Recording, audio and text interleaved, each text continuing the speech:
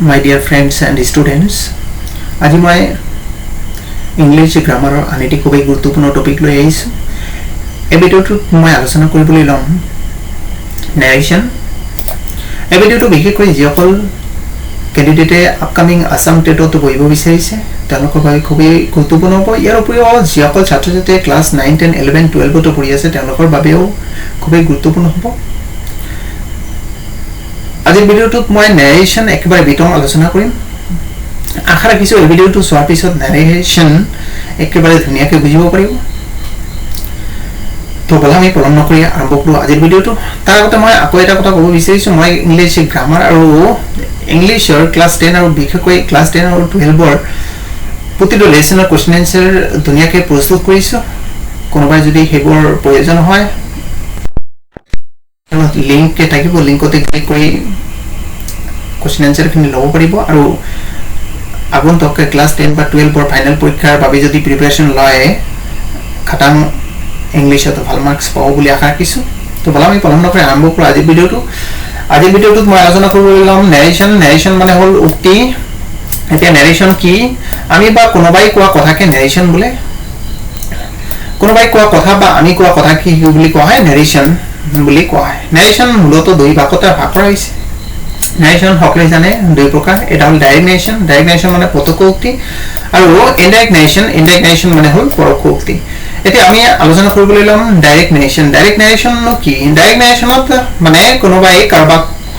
কোনো এটা কথা প্ৰত্যক্ষভাৱে মানে ডাইৰেক্ট কয়। আৰু ইনডাইৰেক্ট নেৰেশ্যন হ'ল ইনডাইৰেক্ট নেৰেশ্যনত মানে ইনডাইৰেক্ট নেৰেশ্যন হ'ল যে ইনডাইৰেক্ট নেৰেশ্যনত কোনোবাই কাৰোবাক কিবা এটা কথা ক'লে, যেনেকুৱা ৰামে শ্যামক কিবা এটা কথা ক'লে। এতিয়া শ্যামে ৰামৰ কথাটো মানে কোনো পৰিৱৰ্তন নকৰাকৈ যেতিয়া মানে নিজৰ ভাষাত বেলেগক প্ৰকাশ কৰিব, সেইটো কি হ'ব? Indirect narration. এতিয়া উদাহৰণস্বৰূপে as for example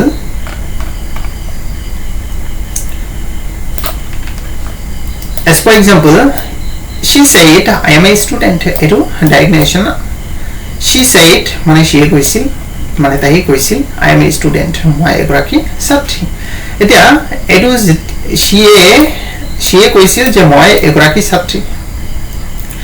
তো এই কথাটো যেতিয়া আপোনালোকৰ মুখেৰে প্ৰকাশ কৰে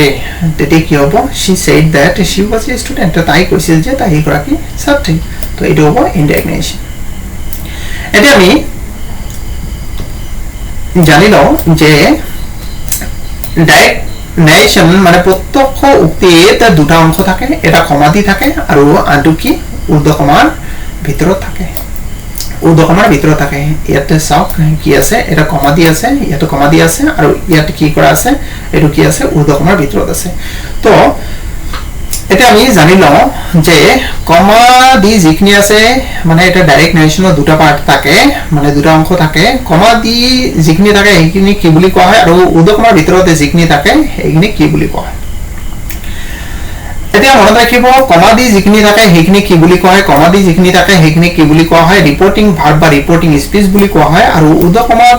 যিখিনি থাকে সেইখিনি কি? ৰিপৰ্টেড ভাৰ্ব বা ৰিপৰ্টেড স্পীচ বুলি কোৱা হয়।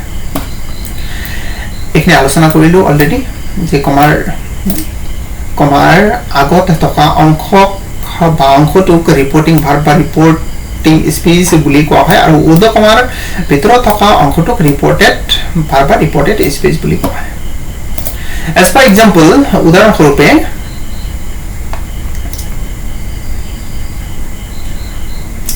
তেনেকুৱা ইয়াতে আছে he says I am well now. এইটো কি হয়? Direct narration. ইয়াত কি আছে? he says এই কমাৰ আগৰ অংশখিনিক এইখিনি কি বুলি কোৱা হয়? ৰিপৰ্টিং ভাৰ্ব বা ৰিপৰ্টিং স্পীচ বুলি কোৱা হয়, আৰু ঊৰ্ধ্বকমাত যিখিনি আছে সেইখিনি কি? ৰিপৰ্টেড ভাৰ্ব বা ৰিপৰ্টেড স্পীচ বুলি কোৱা হয়। এতিয়া মনত ৰাখিব নেৰেশ্যন কৰিবলৈ হ'লে পাঁচটা সেন্টেন্স ভালকে মনত ৰাখিব, বা পাঁচটা সেন্টেন্সৰে নেৰেশ্যন কৰিব লাগে। সেই পাঁচটা সেন্টেন্স হ'ল যে সেন্টেন্সক একচুৱেলি অৰ্থ বা তাৎপৰ্য অনুসৰি সেন্টেন্সক পাঁচটা ভাগত ভাগ কৰা হৈছে। এছাৰ্টিভ সেন্টেন্স, তাৰপিছত ইন্টাৰোগেটিভ সেন্টেন্স, তাৰপিছত ইম্পাৰেটিভ সেন্টেন্স, তাৰপিছত অপটেটিভ সেন্টেন্স, তাৰপিছত এক্সক্লামেটৰী সেন্টেন্স। এই পাঁচটা সেন্টেন্সৰে কি কৰা হয়? নেৰেশ্যন কৰা হয়। এই পাঁচটা সেন্টেন্স আকৌ তিনি ধৰণৰ হ'ব পাৰে। এটা হল নেগেটিভ আৰু আনটো হল এফাৰ্মেটিভ আৰু আনটো হল নেগেটিভ ইন্ট্ৰোগেটিভ মানে নাবোধক তাৰপিছত হাবোধক আৰু কি নাবোধক প্ৰশ্নবোধক তো আমাৰ মেইনলি এই পাঁচটা সেন্টেন্স যি পাঁচটা সেন্টেন্সৰ কথা কলো অ্যাসাৰ্টিভ ইন্ট্ৰোগেটিভ ইম্পাৰেটিভ অপটেটিভ আৰু এক্সক্লামেটৰি এই পাঁচটা সেন্টেন্স মানে অৰ্থ অনুসৰি যে পাঁচটা সেন্টেন্সক পাঁচটা ভাগত ভাগ কৰা হৈছে এই পাঁচটা সেন্টেন্স ভালকে জানিব লাগিব এই পাঁচটা সেন্টেন্সৰে কি কৰা হয় নেৰেশন কৰা হয় এতিয়া ইয়াত আগতে কোৱা হল যে ইয়াতে হি সেজ এখিনি কি ৰিপৰ্টিং ভাৰ্ব বা ৰিপৰ্টিং স্পীচ আৰু আই এম ওয়েল নাও এখিনি কি আছে উদ্যকমত আছে এখিনি কি ৰিপৰ্টেড ভাৰ্ব বা ৰিপৰ্টেড স্পীচ বুলি কোৱা এতিয়া নেৰেশন কৰিবলৈ হলে ডাইৰেক্ট নেৰেশনৰ পৰা ইনডাইৰেক্ট নেৰেশন কৰা সময়ত দুখন তলতে টেবিল দি আছে এই টেবিলত থকা শব্দবিলাকৰ কি হয় পৰিৱৰ্তন কৰিব লাগিব যেনেকুৱা ডাইৰেক্ট নেৰেশনত যদি কি থাকে এটো ডাইৰেক্ট হয় এটো ইনডাইৰেক্ট ডাইৰেক্ট নেৰেশন যদি নাও থাকে ইনডাইৰেক্ট দেন ব্যৱহাৰ কৰিব লাগিব তাৰ পিছত টুডে থাকিলে দ্যাট ডে ব্যৱহাৰ কৰিব লাগিব টুনাইট থাকিলে দ্যাট নাইট ব্যৱহাৰ কৰিব লাগিব টুমৰো থাকিলে দ্য নেক্সট ডে নাইবা দ্য ফলোইং ডে ব্যৱহাৰ কৰিব লাগিব তাৰ পিছত নেক্সট ডে থাকিলে দ্য ফলোইং ডে ব্যৱহাৰ কৰিব লাগিব তাৰ পিছত yesterday থাকিলে দ্য ডে বিফৰ নাইবা দ্য প্ৰিভিয়াস ডে ব্যৱহাৰ কৰিব লাগিব তাৰ পিছত লাষ্ট থাকিলে দ্য প্ৰিভিয়াস ব্যৱহাৰ কৰিব লাগিব এগো থাকিলে বিফৰ ব্যৱহাৰ কৰিব লাগিব তাৰ পিছত ইয়াৰ থাকিলে দিয়াৰ ব্যৱহাৰ কৰিব লাগিব এখিনি চেঞ্জ কৰিব লাগিব তাৰ পিছত দিস থাকিলে দ্যাট ব্যৱহাৰ কৰিব লাগিব তাৰ পিছত এই দিস বহুবচন হয় এটো এই দিস থাকিলে কি দোস ব্যৱহাৰ কৰিব লাগিব এতিয়া আকৌ এটা টেবিল আলোচনা কৰিবলৈ লম এই টেবিলত তিনিটা পাৰ্টত ভাগ কৰা হৈছে এটা সাবজেক্ট পসেসিভ তাৰ পিছত অবজেক্ট পসেসিভ সাবজেক্ট মানে জানে সাবজেক্ট মানে কৰ্তা অবজেক্ট মানে কি কৰ্ম আৰু পসেসিভ মানে সম্বন্ধ মানে কৰ্তাৰ লগত ইয়াৰ কি আছে সম্বন্ধ আছে আৰু কি কৰ্মৰ লগত কি আছে ইয়াৰ সম্বন্ধ আছে তো এখিনি মনত ৰাখিব যে আই তাৰ পিছত হি তাৰ পিছত সি তাৰ পিছত উই তাৰ পিছত দে তাৰ পিছত ইউ এবিলাক কি হয় সাবজেক্ট হয় আৰু যদি মতা বুজালে তাৰ সাবজেক্ট কি হ'ব হি হ'ব মাইকি বুজালে তাৰ সাবজেক্ট কি হ'ব সি হ'ব আৰু বহুবচন বুজালে তাৰ সাবজেক্ট কি হ'ব দে হ'ব বহুবচন যদি বুজালে তাৰ সাবজেক্ট কি হ'ব দে হ'ব বহুবচন বুজালে তাৰ সাবজেক্ট কি হ'ব দে হ'ব আৰু এতিয়া মনত ৰাখিব লাগিব যে সাবজেক্টটো যদি কি থাকে আই থাকে ইয়াৰ পজিটিভ হ'ব মাই তাৰ পিছত অবজেক্ট হ'ব মি এই টেবিলটো ভালকে মনত ৰাখিব লাগিব কেতিয়াবা মানে ডাইৰেক্ট নেৰেশনৰ পৰা ইনডাইৰেক্ট নেৰেশন যেতিয়া কৰা হ'ব তেতিয়া এইবিলাক কি কোশ্চেন হ'ব পাৰে মানে কেনেকুৱা ধৰণৰ কোশ্চেন হ'ব পাৰে যে মেইন সাবজেক্ট কি মেইন সাবজেক্ট আইৰ অবজেক্ট কি মি তাৰ পিছত আইৰ পসেসিভ কি মাই তাৰ পিছত মিৰ পসেসিভ কি মাই এনেকুৱা ধৰণৰ কি মানে ডাইৰেক্ট নেৰেশনত এনেকুৱা বুজাব পাৰে যে কোনটো চাই কাক পৰিৱৰ্তন কৰিব লাগিব সেই কাৰণে কোনবিলাক সাবজেক্ট মনত ৰাখিব কোনবিলাক পসেসিভ এইবিলাক মনত ৰাখিব কাৰ পসেসিভ কোনটো কাৰ অবজেক্ট কোনটো কোন অবজেক্টৰ পসেসিভ কোনটো এইবিলাক ভালকে মনত ৰাখিব এতিয়া আমি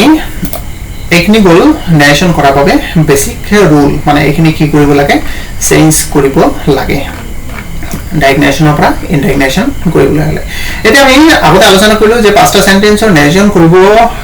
পাঁচটা সেন্টেন্সৰে নেৰেশন কৰা হয় কোন পাঁচটা সেন্টেন্স অ্যাসাৰ্টিভ ইন্ট্ৰোগেটিভ ইম্পাৰেটিভ অপটেটিভ আৰু এক্সক্লামেটৰি এতিয়া অ্যাসাৰ্টিভ সেন্টেন্সে কেনেকৈ নেৰেশন কৰিব লাগে মই শিকাবলৈ যত্ন কৰিম আৰু পাৰিলে এইবোৰ বহিত লিখি লৈ প্ৰেক্টিস কৰিব এটা অ্যাসাৰ্টিভ সেন্টেন্সৰ নেৰেশন অ্যাসাৰ্টিভ সেন্টেন্স মানে কি অ্যাসাৰ্টিভ সেন্টেন্সক আকৌ কি বুলি কোৱা হয় ডিক্লাৰেটিভ সেন্টেন্স বুলি কোৱা হয় নাইবা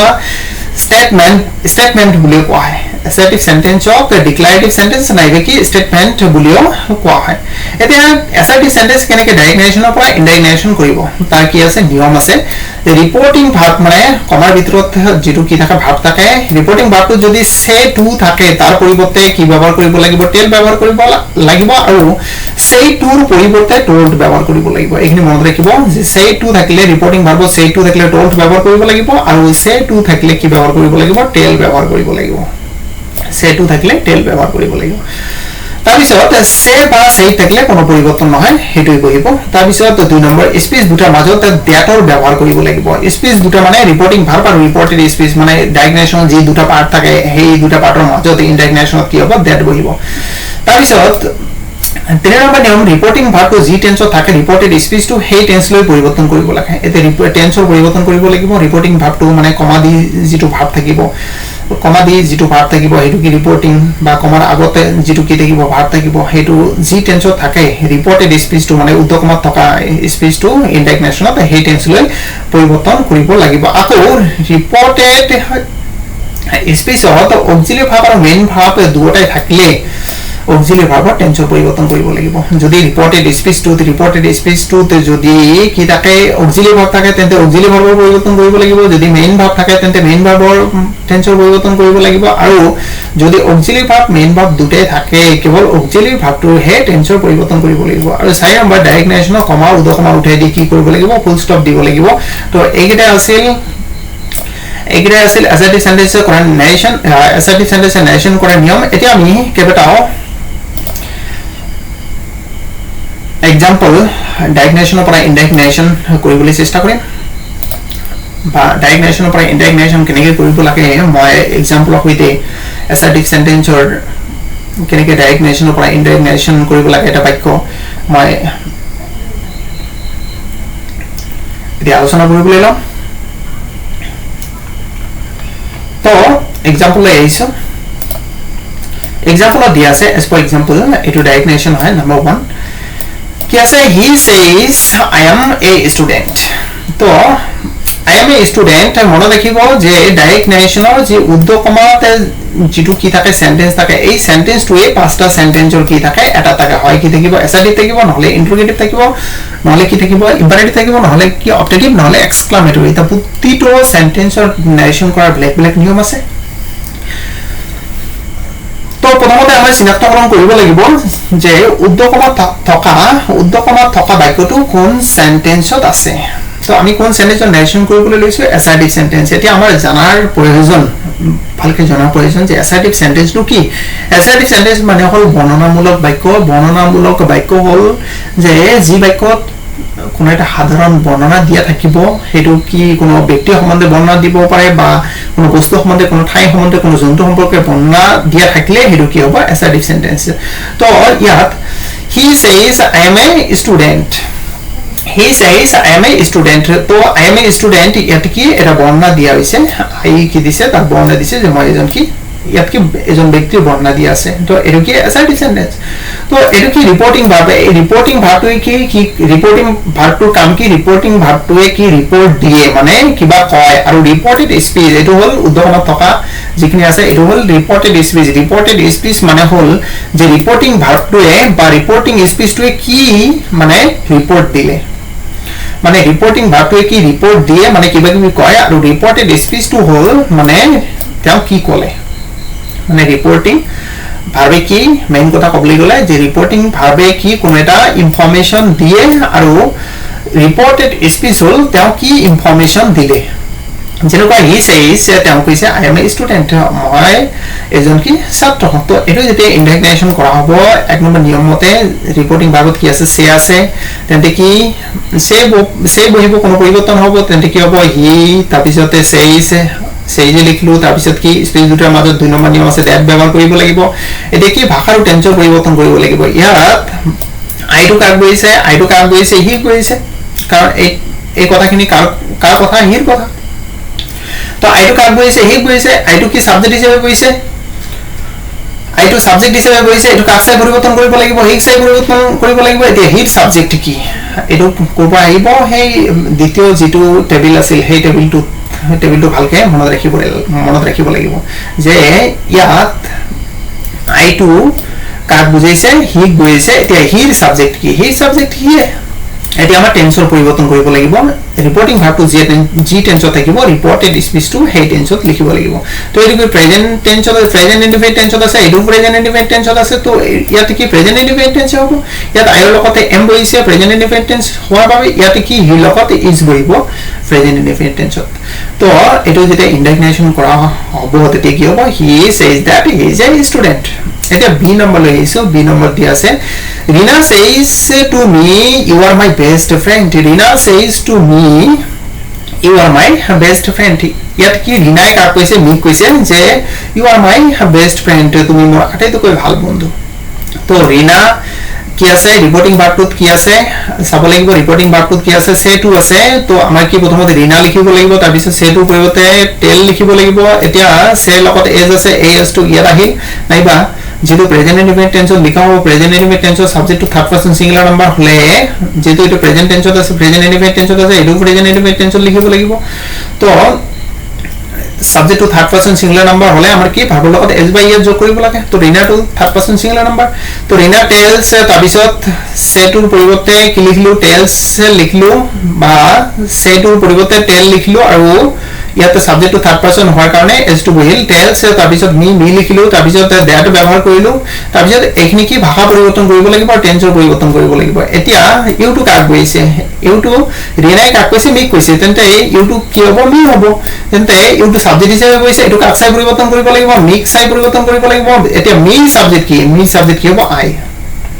তাৰ পিছত এটা কন্টেন্সত আছে ৰিপৰ্টিং ভাৰ্বটো এটো কি হেই টেন্স লৈ পৰিৱৰ্তন কৰিব লাগিব তো এটো কি আছে প্ৰেজেন্ট ইনডিফিনিট টেন্সত আছে এটো প্ৰেজেন্ট ইনডিফিনিট টেন্সত আছে কেনেকৈ গম পালে সাবজেক্ট আছে তাৰ পিছত এমিসাৰ আছে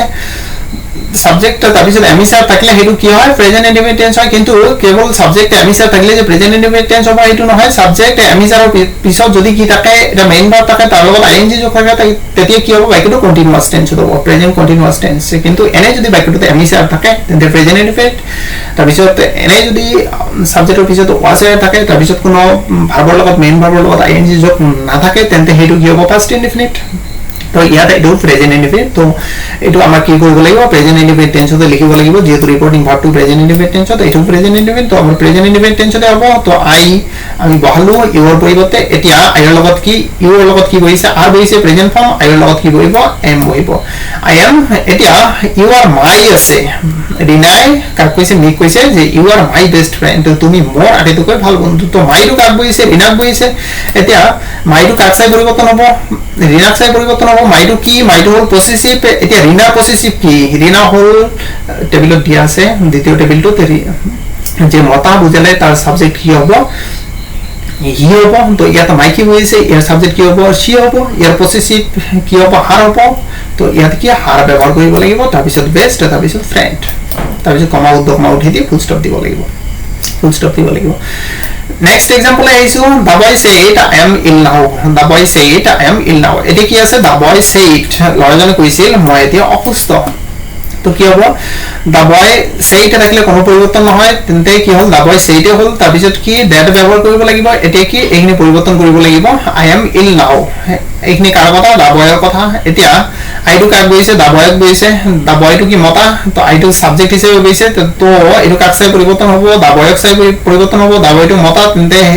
তাৰ সাবজেক্ট কি হ'ব হি এটা টেন্সৰ পৰিৱৰ্তন কৰিব লাগিব এটো কি আছে পাস্ট ইনডিফিনিট টেন্সত আছে আৰু এটো কি প্ৰেজেন্ট টেন্সত আছে তো এমিসাৰৰ পাস্ট ফৰ্ম লিখিব লাগিব তো কি হ'ব এমিসাৰৰ পাস্ট ফৰ্ম কি was তো হি লগত কি বহিব was বহিব তাৰ পিছত il বহিব তাৰ পিছত এতিয়া কোৱাইছে যে টেবিলত দুখন টেবিলতে জি কেটা কি আছে ওয়াৰ্ড আছে এবোৰ যদি ডাইগনেশন থাকে ইন্ডিগনেশন কি হ'ব পৰিৱৰ্তন হ'ব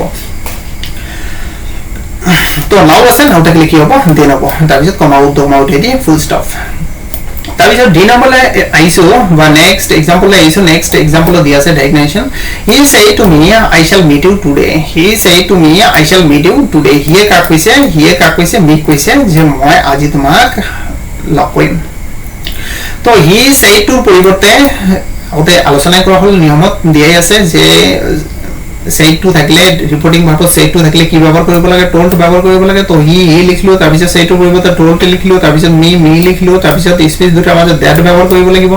এটা কি ভাষাৰ টেন্সৰ পৰিৱৰ্তন কৰিব লাগিব এটা আই টু কাক গৈছে আই টু হি গৈছে হি মি কৈছে যে মই তোমাক আজি লগ কৰিম তো আই টু কাক গৈছে হি গৈছে আই টু সাবজেক্ট হি সাই পৰিৱৰ্তন হ'ব তো হি সাবজেক্ট কি হ'ব হি হ'ব তাৰ পিছত এতিয়া কথা হল যে বাক্যটোত কি আছে মেইন ভাৰ্ব আছে আৰু অক্সিলাৰি ভাৰ্ব আছে মেইন ভাৰ্ব আৰু অক্সিলাৰি ভাৰ্ব দুটা থাকিলে কি হয় অক্সিলাৰি ভাৰ্বৰ টেন্সৰ পৰিৱৰ্তন হয় তো এইটো পাস্ট টেন্সত আছে ইয়াৰ পাস্ট টেন্স লিখিব লাগিব এটা কথা হল যে ডাইগনেশন যদি shall বা will থাকে তাৰ যেতিয়া পাস্ট ফৰ্ম কৰিব লাগে তেতে কিন্তু তাৰ পাস্ট ফৰ্ম would ব্যবহাৰ কৰিব লাগিব should ব্যবহাৰ কৰিলে কিন্তু নহব would ব্যবহাৰ কৰিব লাগিব shouldৰ ব্যবহাৰ খুব ৰিয়াৰ হয় would ব্যবহাৰ কৰিলে তাৰ পিছত মেইন ভার্বে থাকিলে এতিয়া ইউ টু কাক গৈছে হিয়ে কাক কৈছে মেক কৈছে যে আই শ্যাল মিট ইউ টুডে আজি মই তোমাক কি কৰিম লগ কৰিম তো ইউটো কাক কৈছে মেক কৈছে ইউটো অবজেক্ট তো এটো কাক চাই পৰিবৰ্তন হ'ব মেক চাই পৰিবৰ্তন হ'ব তো মিৰ অবজেক্ট কি হ'ব মি হ'ব তাৰ পিছত টুডে ৰাখিলে কি হয় ডাইগনেশন ইনডাইগনেশন কি হয় দ্যাট ডে হয় দ্যাট ডে ব্যৱহাৰ কৰিলো নেক্সট আইছো তো এনেকে আৰু দুইটা एग्जांपल আছে एग्जांपल খিনি আটাইকেইটা আলোচনা কৰিলে বহুত সময় লাগিব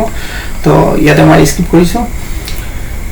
আৰু যেটো কেইবাটা নিয়ম আছে অ্যাসাৰ্টিভ সেন্টেন্সৰে আৰু যদি কোনোবাই ইয়াৰ বিতং মানে পাঁচটা সেন্টেন্সৰে মানে ভিডিও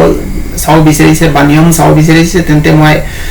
এই ভিডিও ডেসক্ৰিপশনত লিংক দি দিম লিংকতে ক্লিক নে গোটেই পাৰে সেম যেটো ভিডিও আলোচনা কৰা হৈ আছে হেতুই চাব পাৰিব বা হেতুই হেত নিয়মখিনি দেখিব পাৰিব নোটস আকাৰে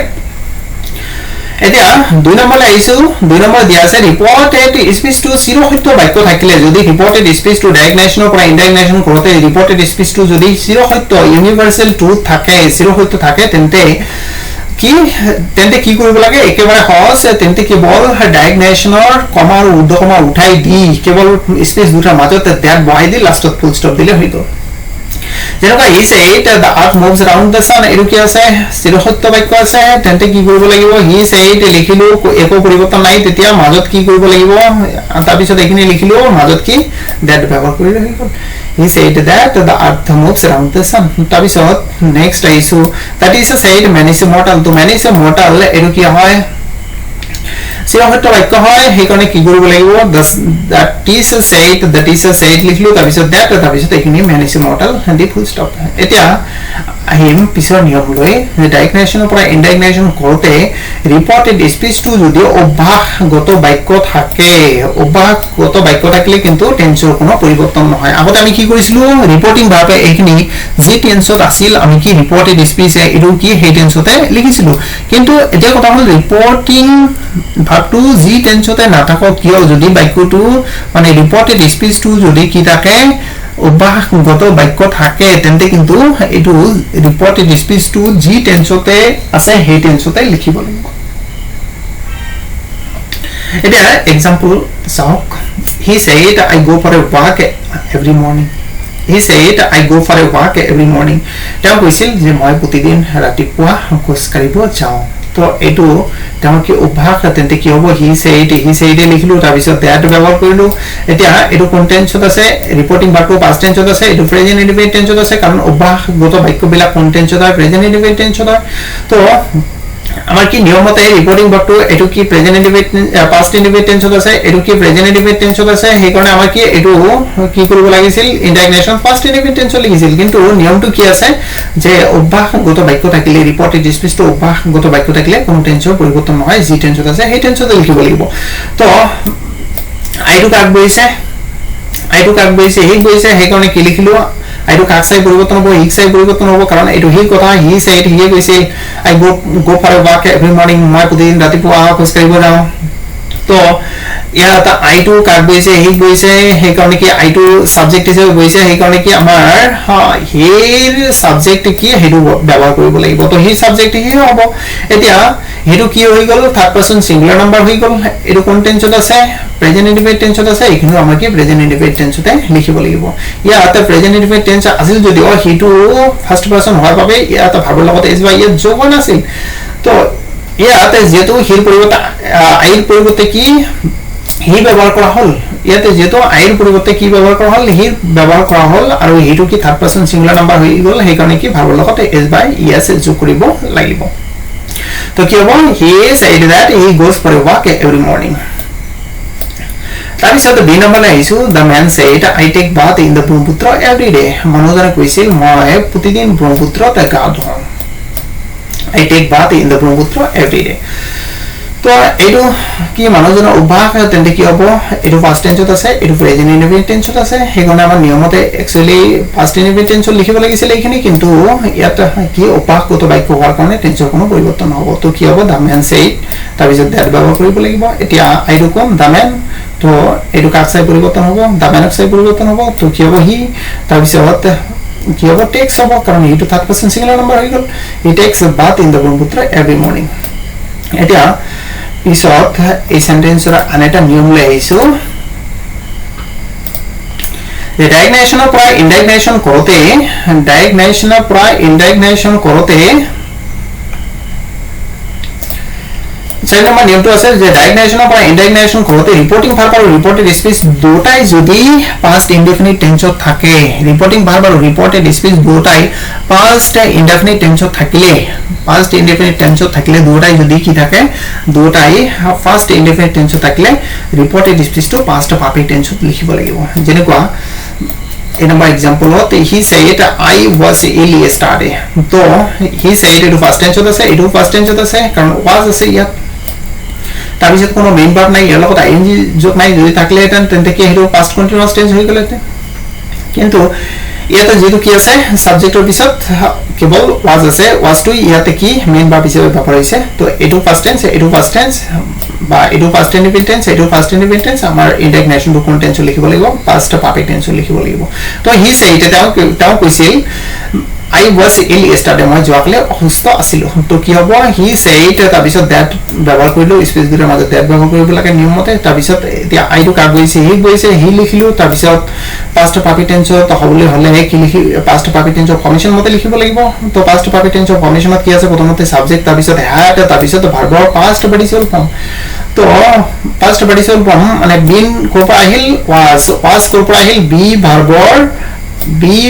ভাৰ্বৰ present form whole emissary past form whole assign আৰু past participle form whole been তো was to korpora ahil be পৰা আহিল সেই কাৰণে ইয়াৰ past participle form been লিখিব লাগিব তাৰ পিছত ill লিখিলো তাৰ পিছত yesterday থাকিলে ডাইগনেশনত কি লিখিব লাগে the day before নাইবা the previous day লিখিব লাগে next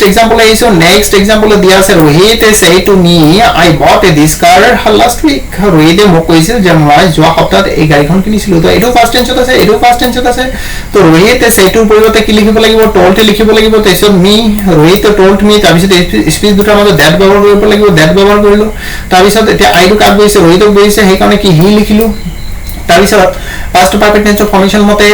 had লিখিব লাগিব তাৰপিছত ভাৰ্বৰ past participle form ভার্ব কি আছে bought past participle form কি হ'ব by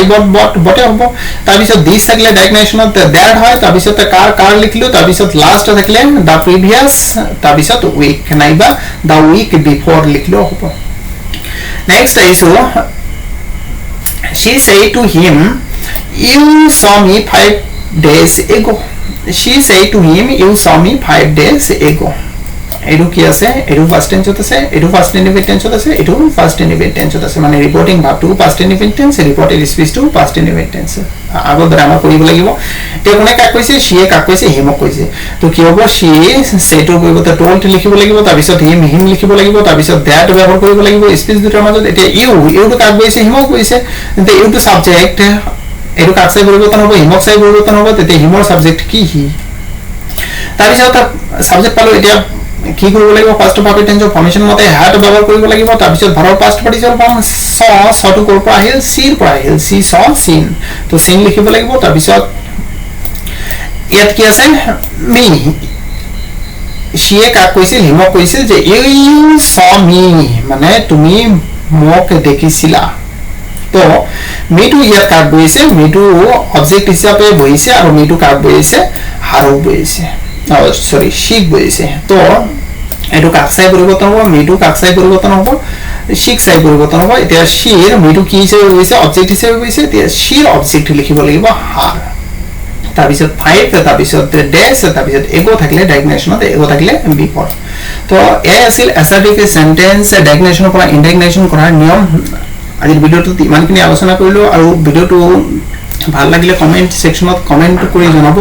যে ভিডিওটো কেনেকুৱা লাগিল বা কৰবা যদি কিবা প্ৰবলেম থাকে মোক কমেন্ট সেকশনত কমেন্ট কৰি জনাওক আৰু যদি এমসিকিউ প্ৰয়োজন হয় নেশনৰ ওপৰত তেন্তেও কমেন্ট সেকশনত কমেন্ট কৰি জনাওক তো পিছৰ ভিডিওত মই কেৱটা গুৰুত্বপূৰ্ণ এমসিকিউ